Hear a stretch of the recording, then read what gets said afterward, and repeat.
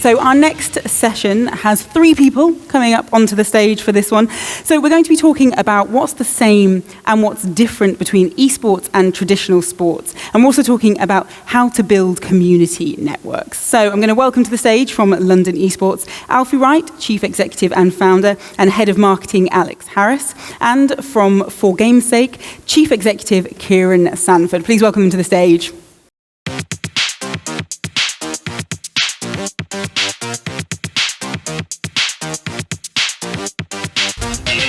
All right. Well, this is kind of something that we've touched on a lot today. I think is the traditional sports esports kind of divide and where they join up. So I'm glad we're going to be diving into it. But the first thing I kind of want to talk about, and whoever wants to jump into this, because I know you're all kind of able to talk about it, is how do you see the commercialisation of esports progressing? Because that's something that is essentially very much tied into traditional sports, isn't it? Is commercialisation, is people making money from it, is building those networks of wealth around those sports. So how do you see that progressing in esports? Because we're really not quite there yet, are we? Yeah, I think the biggest issue, especially comparing it to traditional sports, we've seen a big increase in commercial in esports over the last sort of 18 to 24 months, which is, we're still not there, but we're definitely seeing an increase. Yeah. And I think a lot of these brands, especially non-endemic brands, who are getting involved in esports and are now seeing what is the perks of being involved in esports. I think for us,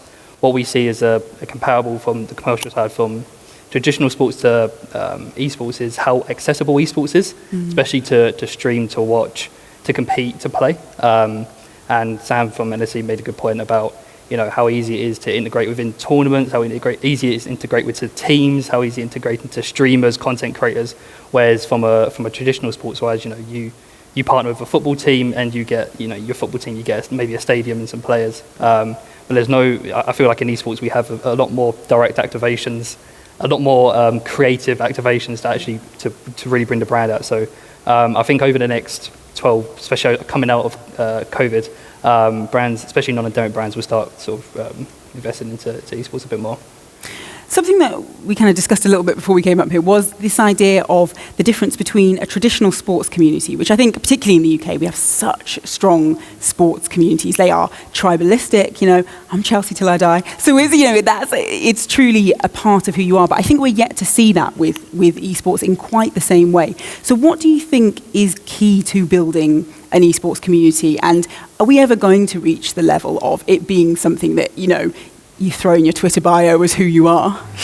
Yeah, I think something we're seeing just broadly at the moment that's very interesting is a change from traditionally communities being something that's very geolocated, and your local community are literally your local community, and you end up relying on those sort of personal relationships with neighbours and things like your local football club, or maybe where you play cricket or rugby or something in the evening, and the internet has really enabled communities to be built around niches. And so rather than worrying about where people are and what they look like, you care really more just about a sort of shared love for something. I think we've seen it a lot in the gaming space where people come together and you don't even know what this other person's name is, you have no idea where they live, but you both really enjoy playing this one game together online, and so therefore you sort of build that sort of human relationship and connection without even really understanding the human on the other end, if that makes any sense. Yeah. And I think something we're seeing a lot in esports compared to traditional sports at the moment is that building of communities that aren't necessarily tied down by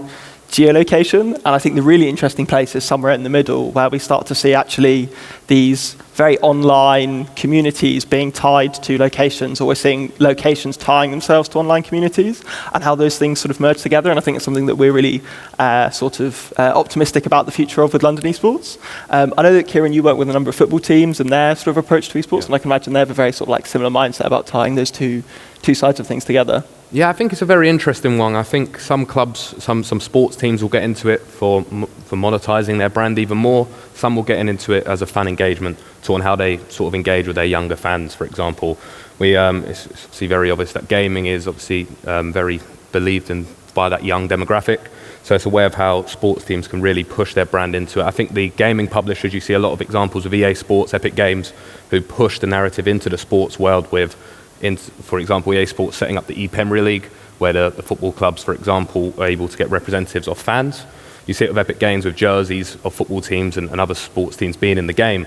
So I think it's an interesting one. I think for sports team and esports, I think it's a lot of education process has to go into it, and I think that everyone's still learning. But I just think working with sports teams, it's a really interesting narrative because they want to engage with that younger fans who will eventually be their future season ticket holders, their future merchandise buyers. So it's about how they sort of just diverse their brand, I suppose. Yeah. Well, I think something I wanted to add on to that actually was, like, me and Alfie were talking about it earlier, that a lot of traditional sports is sort of held behind a paywall. If you look at, like, for example, the Premier League, you're paying like 15 quid a month for Sky Sports, 15 quid a month for BT Sport, 15 quid a month for Amazon Prime. And for that younger audience, they don't really have access to that in the same way that they do with like a free Twitch stream. And so actually, if you can engage people through a free Twitch stream down the line, when they actually do have sort of access to funds, they're able to pay for their subscription and watch you play. Sounds a little nefarious, doesn't it? No, but I mean, that makes sense. Kieran, I wanted to quickly jump in and ask you about For Gamer's Sake. Tell me a little bit about that and the reasoning behind it. So the reason about I'm a big sports fan. I love football and I love gaming. So it was about how can I bring these two worlds together. And I started to see it back when I got in esports in 2017. I started to see that they're overlapping in some ways, but there's so much more potential with it. So I had so many conversations with sports teams, and they're like, what's esports? This was back in 2017. The conversations are very different now that we're having, but it's how do we get into esports? How do we... There's some sports teams that will go down the competitive route, as I said earlier. There's some that will just do it as a fan engagement tool. So how it came about is how do I bring my two favorite things together?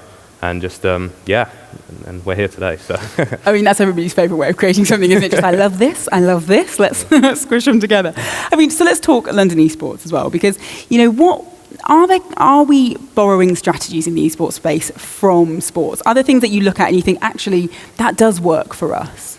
Yeah, I think a key one for us is actually the commercial approach.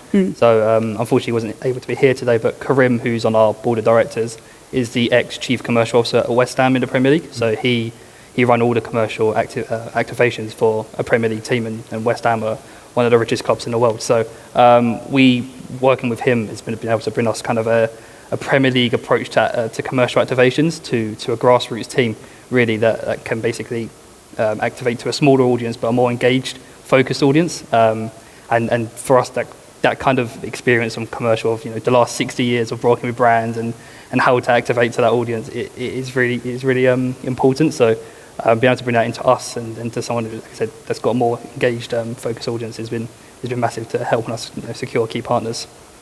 Do you think that something that's come up today is this idea of exclusive broadcast? And it's obviously something that esports has dabbled with. It's not gone amazingly. We've seen things land on Facebook and not, you know, be well received. Do you think it's something we can do in the future? What would we need to do it well and make people feel like it was, you know, a value proposition for them? I think something that's quite unique about a lot of this sort of like new wave of like culture that's been born off the internet is, I think the core product that you offer to people has to always be free. And so I think looking at sort of esports broadcast, I don't think we're going to, like, you know, in this sort of final timeline, end up in a sort of pay-per-view kind of situation for paying for esports. I just don't think you're ever going to get the audience to bother to pay for it, essentially. What I think is more interesting is talking about how do you create over-the-top content that sits on top of that broadcast that people want to pay for, in addition to just being able to watch the broadcast. My background is working in the LEC with the British team there. And in the LEC, they introduced this idea of a sort of pro view, which is basically access to the screens of every single player that's on stage. And so you can almost create your own broadcast rather than just watching whatever's given to you. And the free broadcast is still there. You can still watch it on Twitch and YouTube and wherever you want to. And I know for a fact they're sort of shopping around deals to have somebody pay for the exclusive rights to that broadcast. But actually, the interesting part for me was that idea of creating this almost like secondary sort of audience experience that if you wanted to, you could pay whatever it was, like 10 quid a season or something, to get access to those sort of one-on-one like POVs essentially from the players. And I think that's really where the future of like sort of esports broadcasting and sort of monetizing that is how can we create a more interesting sort of over-the-top piece of content that actually is compelling for people to buy. So I think we've also seen some poor examples in the past, but for me that was one that seemed especially compelling. Yeah, no, I do think that's a really excellent. And it's an interesting point, actually, because I think I forget as well that traditional sports does have lots more of the kind of bits on, like you said, over the top bits on the side that are not just, the terrible amounts of money I have to pay to watch matches, but in fact, there are lots of other ways that you can be a fan. They've all got their own channels, they've all, things like that. And so I do forget that we already have something of a model of ways to be a fan beyond just paying to watch the broadcast itself. Is that something that you're finding that we are able to kind of pull in some of those models of engaging fans and encouraging them to make purchases outside of the just paying to watch? Yeah, I think a good example is in sports, and for example, is Wolves and Manchester City. So Manchester City done a partnership with FaZe, which is one of the biggest gaming brands worldwide, and they done a merch collaboration where they could, very smart idea, like very sort of authentic, and the gamers from FaZe were able to engage with Man City. And then naturally, you end up following Man City as a FaZe fan, and as a Man City fan, you actually check out FaZe. So it was a very sort of nice tie-in partnership between the both. But I think there's so many different ways that sports teams can monetize from their brand into esports, and merchandise just being one of them. So yeah, I do forget that. Of course, I think the clothing of esports, isn't it? It's just so much more. It's so prominent, largely because we've just got so many cool Koreans bringing their street style, haven't we? Like, seeing like Balenciaga lining up, that kind of thing. So of course that does feel like a very natural fit with that esports crossover. So last question, I've kind of asked a lot of people this today, but I do think it's interesting to hear. So maybe a sentence each or a bit longer. What for you are you most excited about as we progress, as we start to bring in traditional sports fans, as we bring in wider audiences? What gets you excited about the future of esports? For me, I think places like here East are looking to build kind of the cluster of esports and looking to have a house, especially here in the capital, of esports teams, esports broadcasters, close by to the Copperbox Arena, which is an arena we can put an event, to close to the West Ham Stadium, who have already been very interested in esports and was, I think, one of the first teams to sign a professional esports player. So I think having locations like here East and private businesses seeing the potential in esports and actually investing into it to allow teams like ours or teams like other teams that will be involved here down the line as a way to grow. I think that's for me what's most interesting. Definitely. For you? I think it's been so long since we've had events. I've said this to people today. It's actually just really nice to be back at an esports event after not being anywhere near one for a couple of years. So yeah, I'm just super excited to be back at events, honestly. And obviously this is great, and I can't wait for there to be sort of like League of Legends tournaments in the UK. There's all the rumours about where Worlds is going to be and all that sort of thing. I think is really, really exciting. Yeah, definitely. I know. I can't, literally, that's the thing I can't wait for. I'm so excited to be around people like today. I'm just like, I'm so excited. And finally, Kieran, how about you? I think the thing I'm most excited for is esports and gaming becoming more accepted from sort of, especially that younger generation, but the generation in whole, from the opportunities and the career opportunities within it that gaming is having. You don't just need to be a professional gamer. You don't just need to have an esports team or a YouTuber, for example. You can actually get a career at gaming publishers and still be a part of esports. So I think that's the thing I'm getting more excited about, is the acceptance of gaming and esports within society. So. Absolutely. I mean, what a place to finish, definitely. I think we're all excited for that one.